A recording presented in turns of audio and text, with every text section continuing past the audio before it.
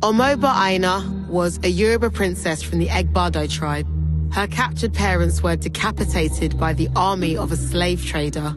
Aina was released to Captain Frederick E. Forbes to be given as a gift to Queen Victoria. Aina became a princess displaced. She was stripped of her Yoruba name and taken to England aboard the ship that bore her new identity, the HMS Bonetta. The young princess possessed all the regality, grace, and poise of a proud West African tribe. Queen Victoria fell in love with her and appointed herself godmother of the princess. One inescapable fact about this royal's life is that in order to be accepted into society, she could no longer be a Yoruba princess, only property of the British Empire.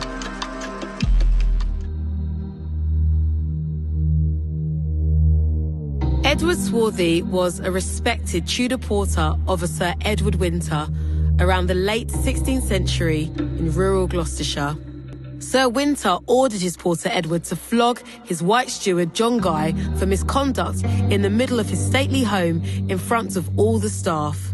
Pitting a black porter on a higher-ranking white steward was a dangerous and humiliating punishment.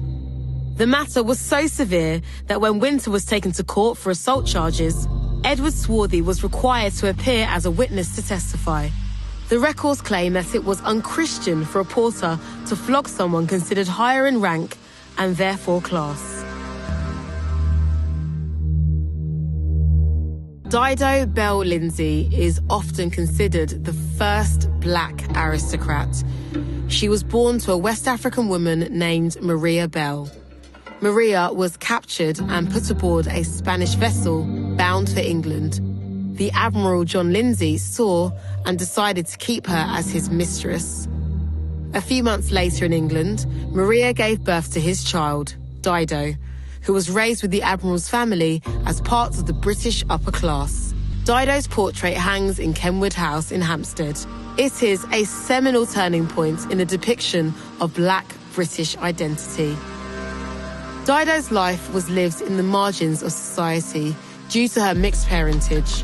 The issue of her being black and illegitimate meant her life was filled with all the complexities that arise from the duality of identity.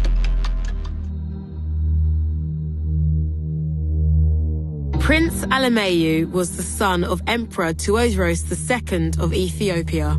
The young royal is another example of the nature of displacement and the toll that it takes on the black body. The prince was orphaned when his father, the emperor, committed suicide with a gun gifted to him by Queen Victoria.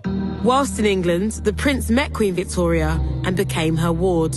As much as he protested, and though his depression was evident, he was never allowed to return home. At the age of 18, Prince Alemayehu fell ill and died from pleurisy. Queen Victoria ordered he be buried at Windsor Castle. Later, in letters, she comments on how sad it was that he died so far away from his homeland. The Ethiopian government are still petitioning for the return of his remains.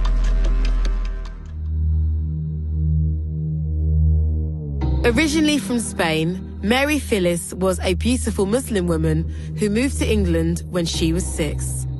What is most clear and evident about the life of Mary Phyllis is how skilled a maker she was, moving from a position of servant to dressmaker later in her life. Mary's life was driven by autonomy. She requested permission from her employer to be baptized. In 1597, local church records show large attendance for her baptism. Mary was direct and powerful, although what is also true is that she essentially had to change herself and her religion to fit into the conventions of British society.